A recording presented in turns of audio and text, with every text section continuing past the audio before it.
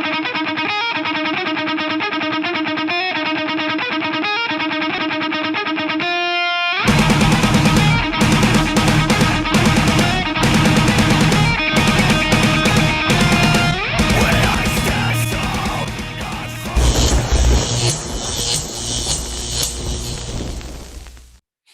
right, here we are. Welcome back to Chicago Archery's To the Point. I'm Bob. This is my cousin, Zach. Say hello, Zach. How's it going? All right. First things I want to say is thank you, Wings of Severance, for that awesome opening, and Rick for doing it for me. Always love. If you guys want to hear some more Wings of Severance, you can always hear them on iTunes and all the other things. Just press Google and they come up. They're awesome band, really awesome band. All right. So today we are in what we call deer camp down by our farms. And we started, this is gun season. We've already gone through some bow hunting. I was unsuccessful. Zach was very successful. Today was opening day for gun season 2021. Just in case you're watching this 10 years from now, I look a lot younger now than I will 10 years from now. All right. So today I was unsuccessful. Zach was successful. Yep. Zach is my cousin's son. He's my second cousin, whatever.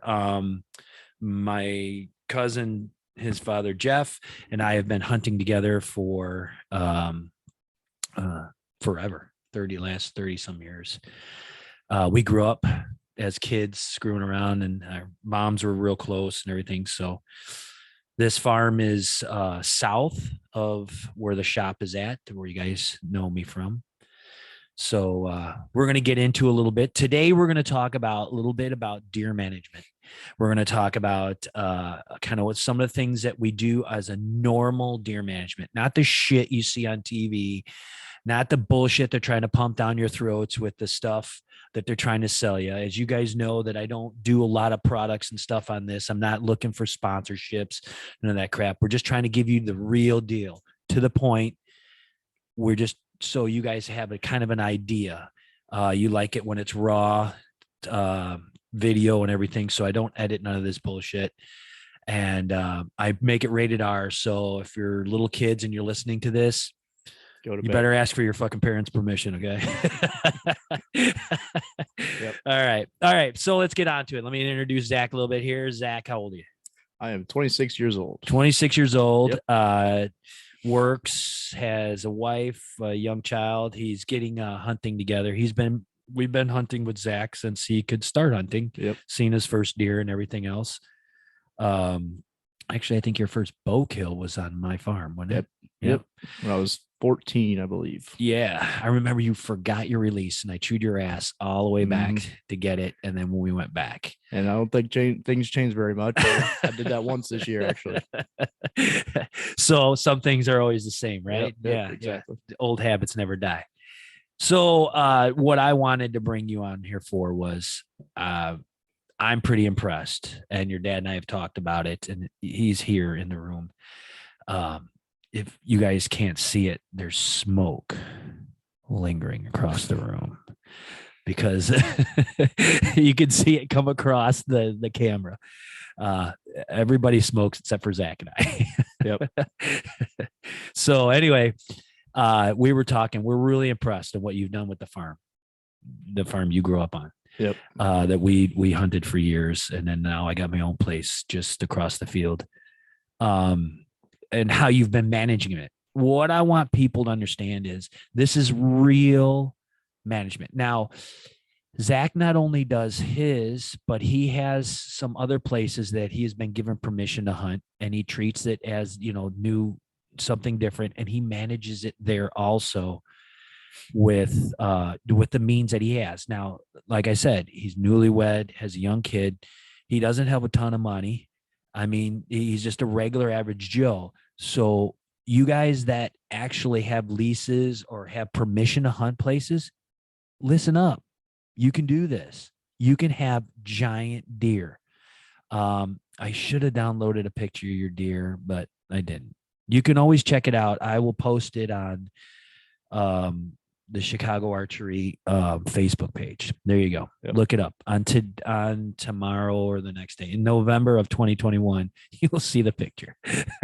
I'll get around to it. Everybody knows I'll say I do it tomorrow, but it won't be till fucking next week. If I may add, one thing we like to toot our own horns about is that was actually the second deer that we've had this year that didn't have any pictures of, so it wasn't even part of the management process. The plan. Yeah. Like and that wasn't even like your number one hit today. It was, what was it? That was a 9-10 pointer today. Yeah. That was a 9-pointer today that I shot opening day. And what did you get with your bow? It was a 10 pointer. Yep. Nice big 10. Yeah, about a 150s class 10 pointer. Right. So we're going to talk a couple about how he kind of does with a little bit. Let me start this real quick. What he does with the land, how he kind of manages it with cameras and what he's looking for, not just seeing where the deer at, but kind of like what we talked about, the reaction to certain scents and stuff like that. We're going to talk all about that stuff today. Right. We're going to try to stay on track and do this. Yep. As you guys all know, I tend to get off track and I tend to swear too much and I tend to drink too much on camera. So, and if anybody wonders where I got it from. Right. So it's all about having fun, right? Deer hunting's about having fun. Yep. Archery's about having fun. If you're not having fun, you're doing something wrong. If you're working too hard and you're stressing, you're fucking doing something wrong. All right. I saw deer every day this week and I didn't see shit today. Am I stressing over it? No, because I know they're there. I'll kill a deer this year if I want to. You know, I passed on a few this week because it's not exactly what I was looking for. And I can be picky like that if I want to. So now remember, everybody out there, you shoot the deer. You shoot your deer. Don't shoot the deer for somebody else. You shoot the deer that you want, that makes you happy. That's all there is to it. Don't let other people regulate what you shoot. Okay. I just want to put that out there because there's too many people that push this craziness. You enjoy the management part and then the rewards afterwards, correct? Yep. Yeah. That's fun for you, right? Oh yeah. Especially the deer we were talking about earlier, that Frank deer. Yeah. He was one of those deer even 3 years ago. We couldn't decide if we were going to shoot or not, but then just watching him grow up, and you see the pictures, he was absolutely just a giant. Right. And that's actually something that I actually enjoy checking cameras almost as much as I enjoy hunting, just to see everything we've done, what's come from.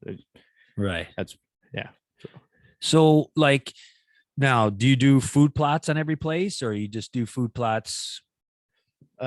Right now we have a couple little kill plots out here. One of our newest properties, it's pretty fresh. We don't have anything out there. The other one, it's not very big and it's mainly just an ag with a little bit of timber. Yeah. So we don't have any out there right now either. But right out here we have two little kill plots. Okay, so a little background on what he just kind of said. So some of you people up there, Zach, 70%, I was told by the old president of Hoyt that 70% of the people that hunt do not have a place to hunt. Okay. Right. So that a lot of people are going to hear you say, oh, this property, that property, this property. You grew up out here. Yeah. You're getting your property through family and friends. Oh yeah. Yeah. So you're allowed to use these properties. Now, for all you guys out there, you're going to want to do some of these ideas, obviously not food plots on private or on public land, but on private land. If you lease places, there are places you can lease and you can get with places to do that. There's real estate stuff and all these other places you can get ads and stuff like that. So just take some of this down and do what you can in the areas that you can. And so you say you got some plots. What kind of seed do you use? Do you use the throw and grow? Do you till? What do you do? Mainly just the throw and grow. We try a little bit to work it into the ground, but being as like we call them poor man plots, a lot of people do. We don't have the equipment to do a lot, so it's mainly just throw and grow. So when do you do it? When do you throw it? In the past we've been doing it like the late August thing. I think it was this year or last year I tried the first frost seed on our newest one, and the clover just exploded. So that's probably what I'll probably start doing from here on out. On the frost of in the in the first part of the year, Yeah, like in early March. early March, Yeah. and then it grows throughout the year. Yep. And then that's basically like clover and turnips and stuff like chicory. that. Yeah, chicory. Yep. Okay, so that works great. I've been using the throw and grow a little bit in that one area by Jessica Stan, and it's that's the only place I threw the throw and grow, and we got pictures every day because the deer are coming there. So great stuff. You know, invest in the throw and grow if you can. Yeah, it's. I'll say out here, our movement's always been really random. Right. And just these little hand signals don't go well on a podcast there. So, by the way, let me just throw this into, if you want to see this on YouTube, we are at Chicago Archery's To The Point on YouTube, Chicago Archery's To The Point. CATOTHEPOINT at google.com is the email. If you want to email me, you can do whatever you want in an email. I can always delete it, so I don't give a shit. Nude pics, dudes, I don't want any nude pics. Anything like that, keep it to yourself. But if you want to send me questions, concerns, or comments on any of this, feel free, and I will read them and I will entertain them on the next podcast. All right, back to the show. So you do food plots, and then from those, what else do you do when you go to a piece of property? I recently, the last few years, tried to start using mock scrapes, which, as I mentioned before, it's kind of been a hit or miss. Luckily, like you said, I've been kind of blessed to have more than one property to try it out. So I try to do it pretty early just to figure out which properties actually. So in the mock scrapes, now what you were saying, this was really interesting to me because mock scrapes were a big conversation on a couple of the Facebook pages this year. Cause I read, believe it or not, I read Facebook pages every day. I get on with all the archery stuff and some of the local stuff and try to help out when I can, but I always want to see what people are interested in. So you were talking about the mock scrapes and you were talking about scents, and you were putting cameras at these mock scrapes, right? Yeah. To see what was coming. Tell me a little bit about what we were talking about with the scents. Go into that. And you can use name brands if you want. I mean, but it doesn't do you any. Well, I'd hate to say something bad about something that it only works in a certain senses. Especially certain ones. There's huge fan base. Right. Yeah. You don't want to go. Well, I've had certain ones that, like I was telling you earlier, we had just an absolute giant one year come in, and he was only coming around every so often. So I'm thinking, what am I going to do? What's going to get him to come back every day to start checking this? So I tried a new scent that was out this was probably 4 years ago. And the first thing I noticed was I think it was 7 videos of him coming back, and every video he walked up to, he spooked as soon as he got to it. Now that could have been me, that could have been the scent, but all I know is, like I told you, the next thing was I had a picture of him on the complete opposite side of the property, and he just vanished. So now the next thing I tried was, like I said, on this other property, we tried a different brand. Right. And they just absolutely loved it. And I tried it on this property as well. Didn't get a very good response. And I just completely stopped trying the mock scrapes out here. So, but the only thing I noticed is each property are different.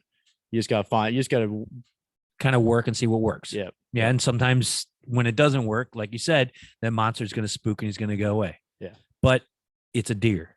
It wasn't your deer. It was a deer that was out there. He was trying to make your deer. Yeah. It wasn't your deer until the day that you're holding the horns in your own hands. People start getting really upset about, hey, you killed my deer. That's soon as somebody, like your dad and I used to always say, as soon as somebody said, that's my deer, that became number one on the target list. we were going to take that deer away. That's just the asshole in us, but I'll admit I've obsessed over deer in the past, but he's here. Yeah. But never put one. That's like putting a bell around its neck. Yeah. Which people have done also. Yeah. The catch and release deer. Yeah. Yeah. There was one guy out here, what he's talking about, you heard in the background. There was a catch and release deer. A guy shot his deer. He was waiting on this deer. He wanted the deer. He had a pattern. He shot the deer. and it went down. He lit up a cigarette. The deer jumped up and ran across the field, and I shot it.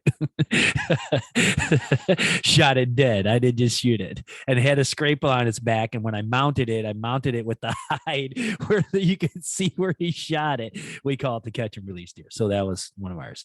So that's kind of the fun we have here. So with the scrapes and the cameras and stuff,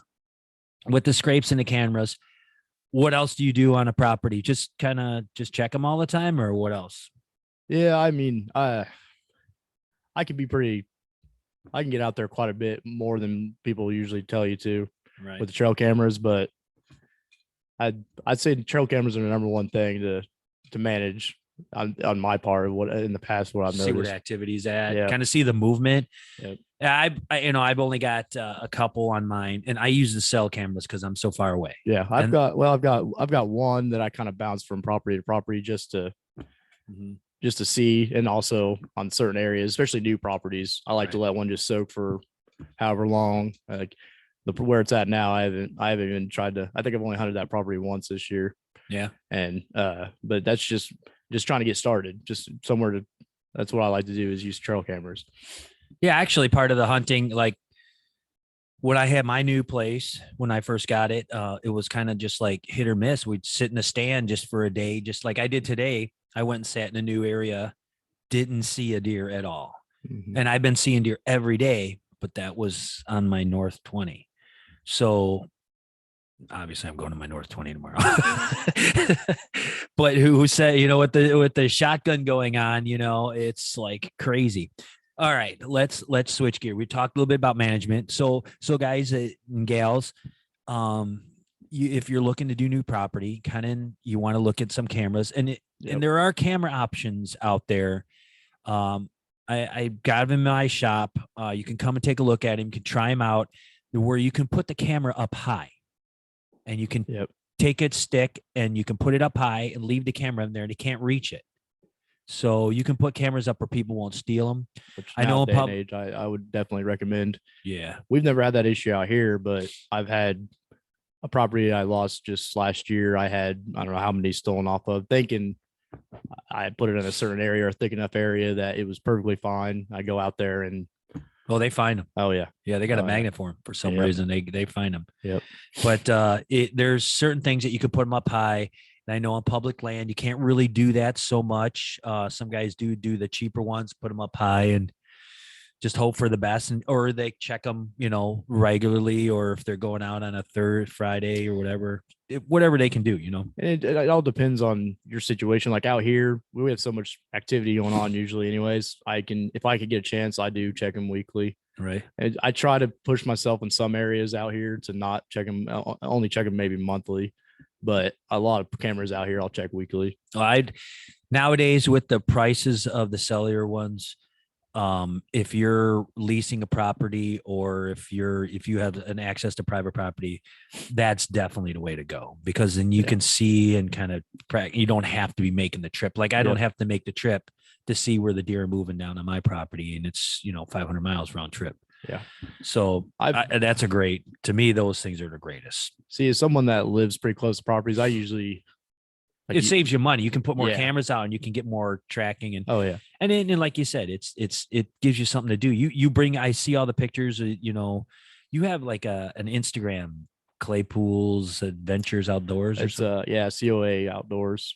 Claypool's Outdoor Adventures. Yeah. Okay. So if you guys are on Instagram, I'm gonna look him up. Check him out. He's pretty cool. But and the thing about that, and that's the other thing I wanted to commend you on. So just so everybody knows, when I told him we were going to do this podcast and I brought this stuff down, I didn't tell him we were going to do a podcast. I asked him if he wanted to do it. And he's like, yeah. He's like, what are we doing? And I'm like, I'm not going to tell you until we do it beforehand, because I didn't want anything rehearsed, right? Yep. As usual, like I do to everybody. And I'm not throwing you a crazy thing like I do to a lot of people. I had one guy eating hot sauce and stuff like that. I tried to auction off the one single girl and stuff like that. So I'm not gonna do anything like that to you. But that was the other thing, is you have that that drive to do it with your kids. And we do a Oh, lot. yeah. Like today when we had Carson out here. Carson is your nephew, Yep. my other cousin, your sisters, your dad's daughters, your dad's grandson, Yep. your sister's kid, blah blah blah blah blah. Oh, yeah. Tree don't have too many branches down here. I'll tell you what. So as you can tell, there's other people in the room here. As usual, we usually have somebody standing around, just like we do at the shop. But we do a lot with the kids down here. You guys do. Oh, yeah. My daughter has shot her first deer out here. My other daughter's trying like hell to get one with a bow at the other place, but I've made it really hard on her. I put her in a good spot, but she's really out there where she has to draw at the very perfect time. And if you don't, which she got busted twice already.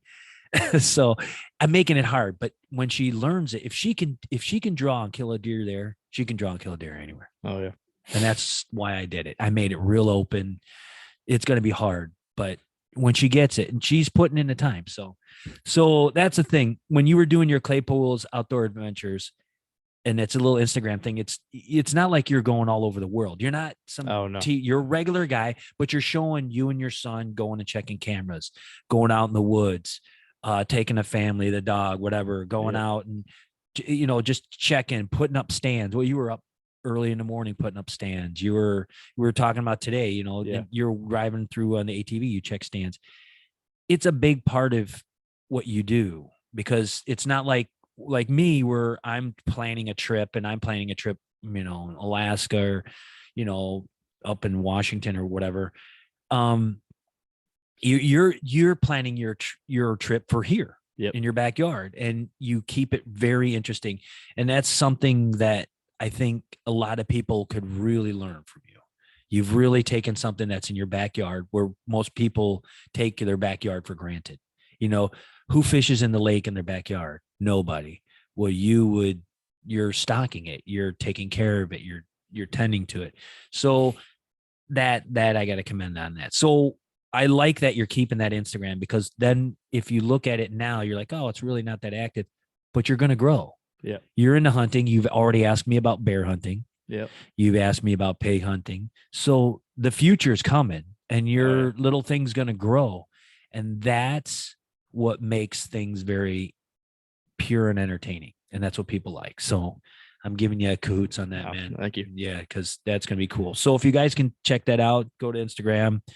All two of you that watch this podcast, double my followers. The first podcast that came out, I had in 2 days, I think I had 100 people listen to it. It was pretty cool. Yeah, we got thousands going on now. I got somebody from Australia. Oh, hell yeah. That really dig it. So that's as far as way as it goes. Anyway, so we'll go blah, blah, blah. We're going to go back into it. So let's talk about a little bit about tree stand placement.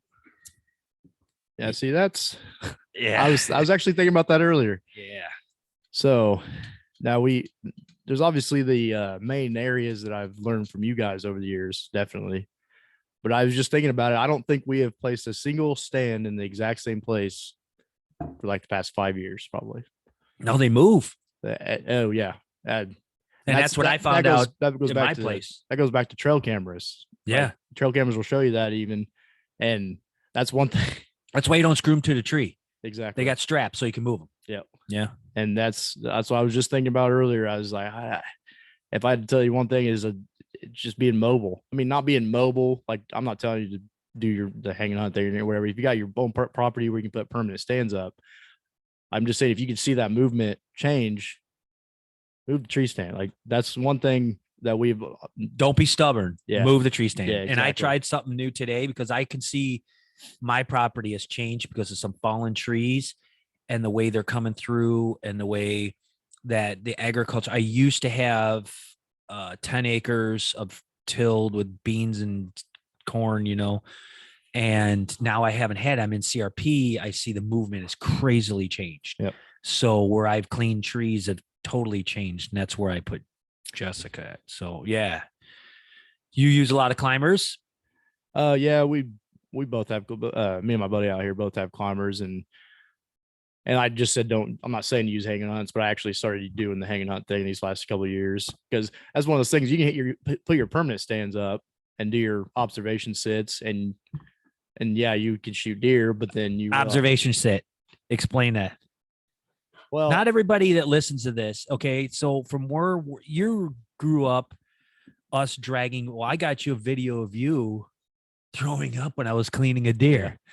We took you out from school so we could do the video of me cleaning a deer. I was actually thinking about that earlier because they sent my nephew out when I was field dressing my buck earlier, and I was thinking, well, this kid must have a stronger stomach than me because first time I ever seen it, I was in the background, like you said, just. Well, in that video that we made with that big VHS thing for the DNR, you could hear your school bus leaving as you were out there with us. Yep. And then we took you to school later. Anyways, he didn't miss school. Yeah. Go to school. Don't come after us now. He's too old. He didn't miss school. He did miss school. But I got a very. He stayed with us. I was too drunk to drive. I got a very bad. That was a morning hunt. It was a morning hunt. I was definitely too drunk to drive for the night before.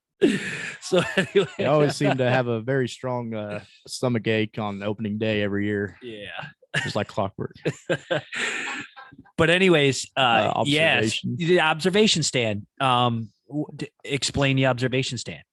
Basically, I mean, out here it's not wide open fields, but there are some areas that you can see further than others.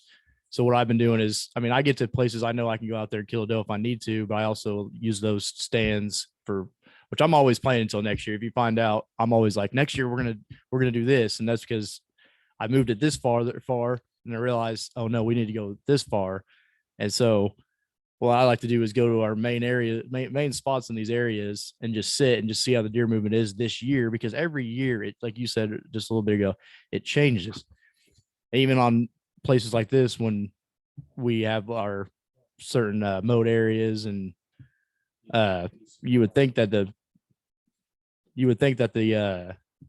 movement wouldn't change that much, but it does. So we like to we have our main spots in certain areas that we like to set up and just be able to observe, like I said, to observe the whole area, just to see where I can take that climber. So you take a day of hunting, a sitting, and watch and see. Yep. Or so more you than one. I'll sometimes sit the same spot 5 times before I even make a move on that buck. Or that's just like where I shot my buck this year.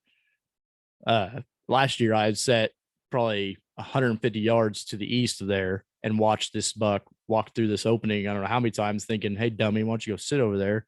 This year I took the stand, I put it over there. I think it probably the second sit and the first sit in November, I killed, like I said, 150's 10-pointer. Yeah, that's awesome. And that's what people think, that, they're just going to set up a stand. And tell me if I'm wrong. You're newer to it than I am. And, the old guy always says, take your time, it'll come. Right.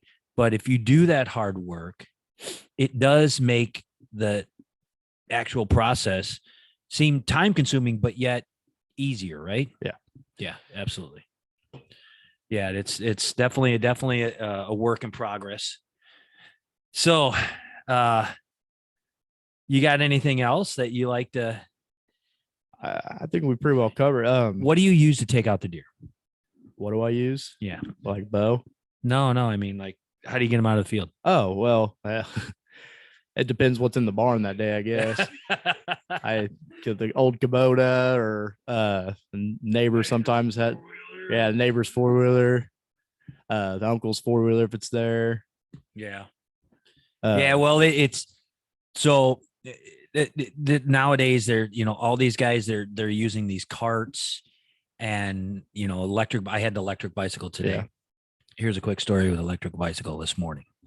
Okay. So I'm going to my north property, and I go down to the total east side of the property, and I come in through the gate, and then I go across the field.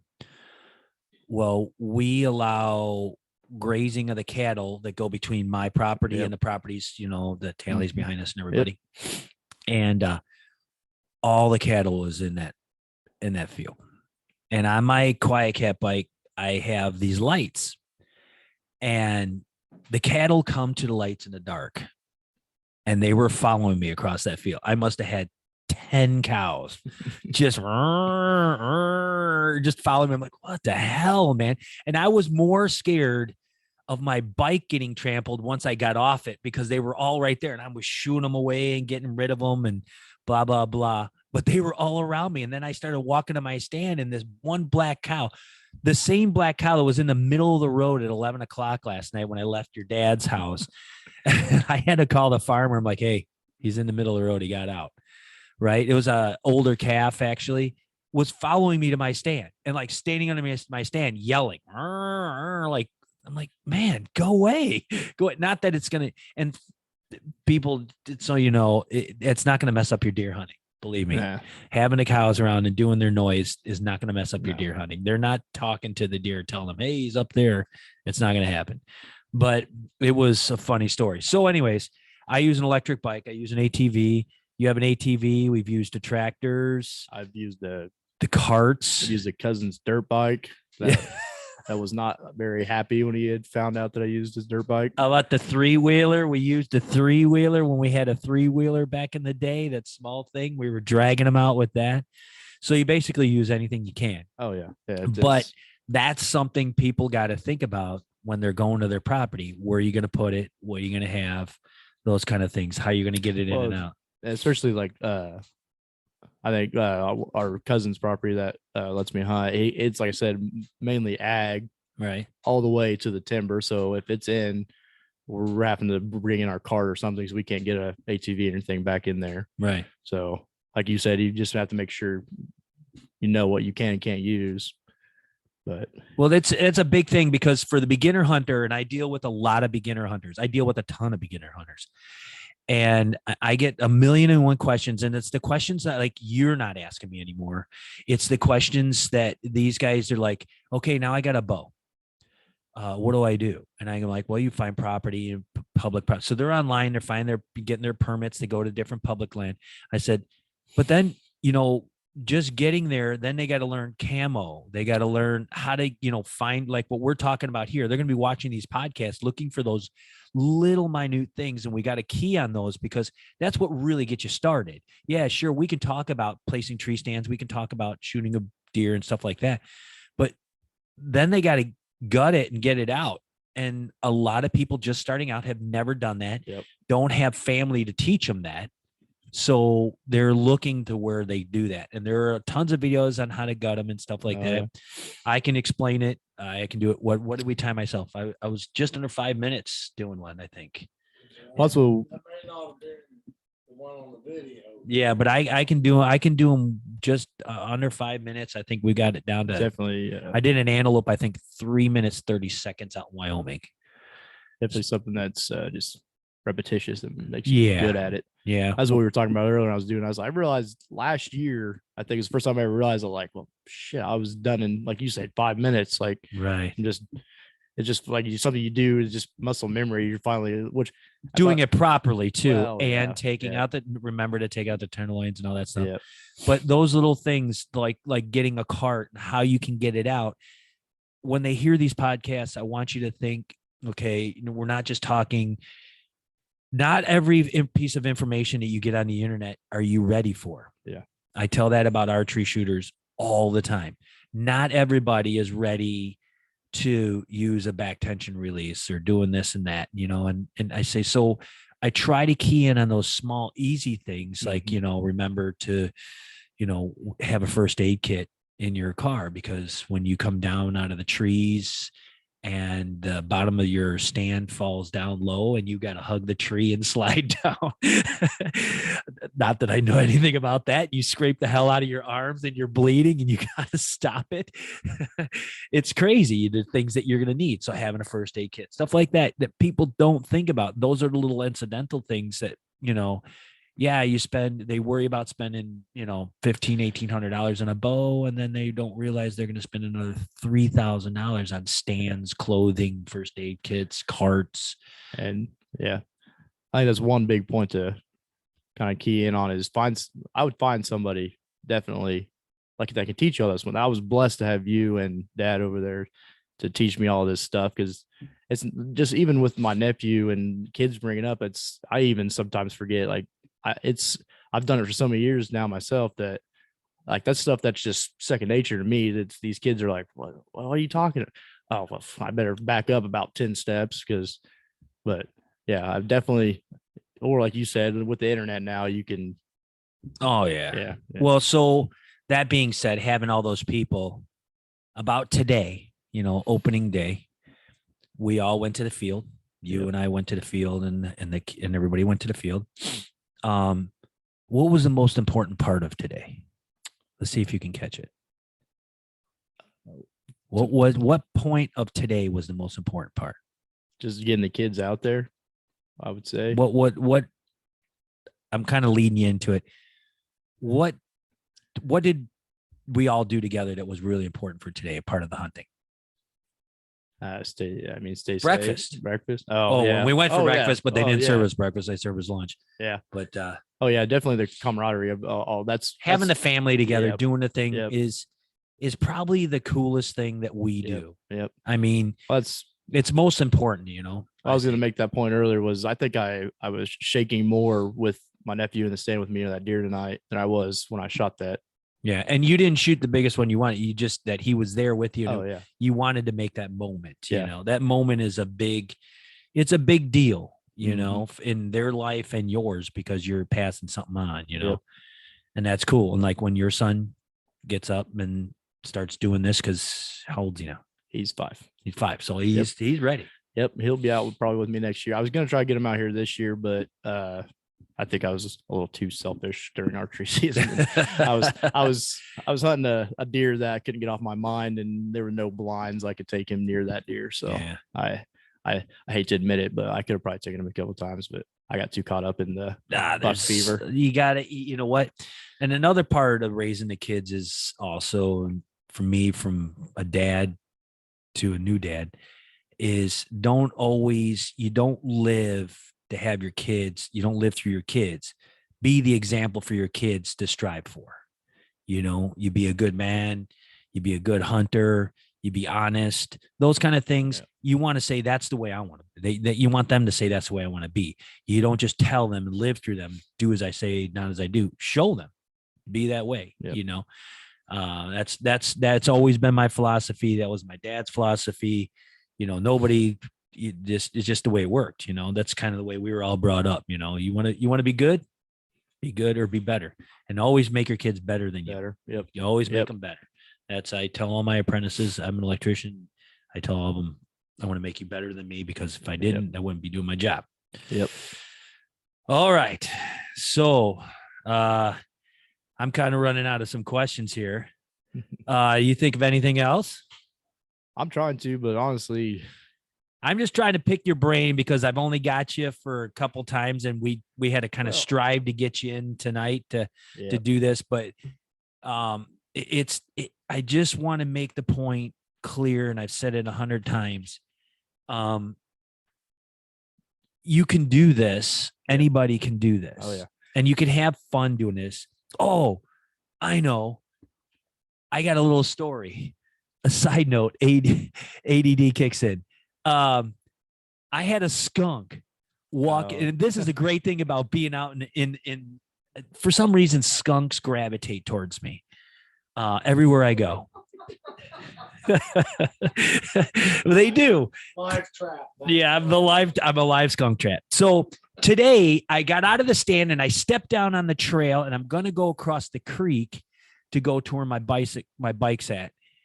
And right next to me on the other side of the tree, out walks a skunk. And I'm frozen, like, oh crap. And it walks and it takes a left, and it like looks over the edge. And then, cause it was like a straight down to the creek, and it walks down and around, it goes down and takes a drink. And then at that point I take my camera out, cause it's far enough away. I got a video of it drinking water and then walking away. I got it right here on my phone. So that's, you got to enjoy that shit. Yeah. I mean, that is part of the coolness that we do. I mean, all the stuff for deer and that, you can't get wrapped up in it all. There's a new owl over by Jessica's stand that I heard two Tuesday morning. It was before the rain. Crazy cool owl. It wasn't a screech owl like the one that made me shit my pants. I love telling people that story. Yeah. And everybody in the woods was laughing. But man, if you've never had a screech owl right over your shoulder go off, that is an experience you never want to live. Knock on wood, I've never had it happen. Oh yeah, it was hilarious. But there's a cool owl out there and stuff. So a little ADD story there. I just wanted to get off. We see some of the coolest stuff out there, and you can show the kids out there when you got them out there and stuff like that. I was there. We're going to the stand a couple weeks ago. I ended up not seeing a single deer, but I actually seen. We've got a mating pair of bald eagles over here. Oh, do you? Yeah, and I actually on the property. No, over by the lake. Oh, by the lake. Yeah, and they come behind me. Yeah, and they come over here quite a bit, and I actually seen them.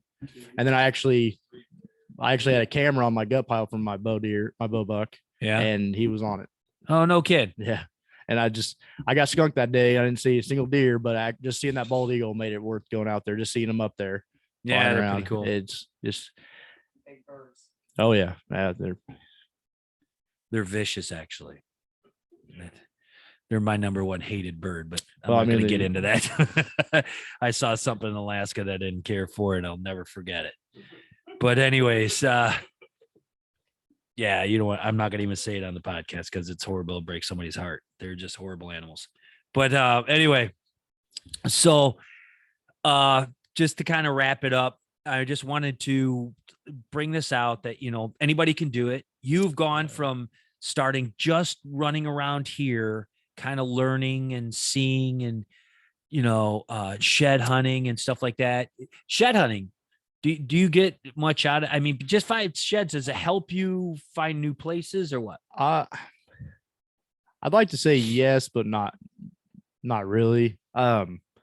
That Frank buck I was talking about earlier, it's kind of giving me a piece of the puzzle. I could say just by getting him on camera more was the only thing it did for me though. Right. I mean, I'm not a big shed hunter though. I go out and I put the miles in, but I'm lucky to hit double digits in it ever. Your dad said it last night. He says, I just go for a walk. I don't go shed hunting. I go for a walk. Well, this guy and if I find a shed, good. Yeah, he didn't probably tell you that every time we go out and put 30 miles in a couple of weeks, he'll go walk over the hill and find the 2 biggest sheds of the year. He's done it.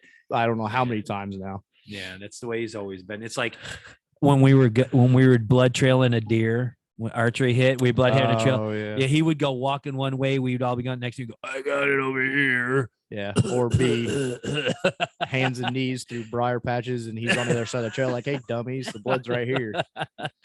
You got to teach you some way. Yeah. It wasn't an easy childhood for you. I'll admit that. So, all right. So that's pretty much, we're just going to gather up on today. It's pretty good 40 some minutes. Just for somebody riding home, a little something for you guys to listen to. I know you guys love that shit. And we're going to give you some more information. If you have any questions on this, you guys know where to find me at Chicago Archery. Remember, this is Chicago Archery to the Point podcast.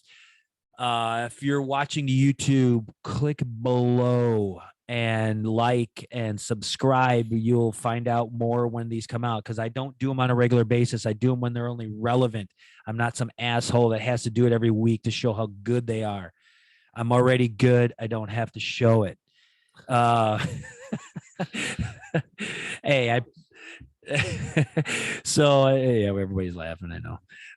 So Chicago Archery to the Point, CA to the point at gmail.com, CATOTHEPOINT at gmail.com. You can reach me there.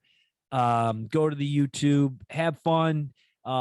Check out Wings of Severance, man. They're a badass band. AJ's my buddy, and you can check them out every now and then. You'll see them in the shop.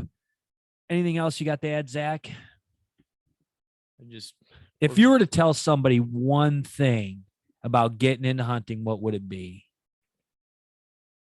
Well, yeah. Like I said before, I would find people to do it with. Actually, it was the number one thing. Have fun, right? Have fun. Yeah. That's one thing I always tell people is it's more fun the more people you're out there having fun with.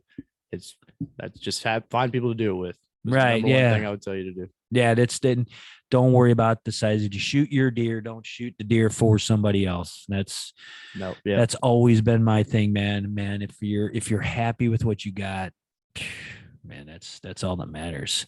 And especially enjoy the cooking. I usually do. I did a boar recipe on here one time.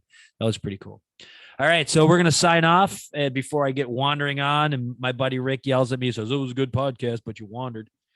I just want to say, everybody have a good time, and good luck. Good luck out there. See ya. End meeting for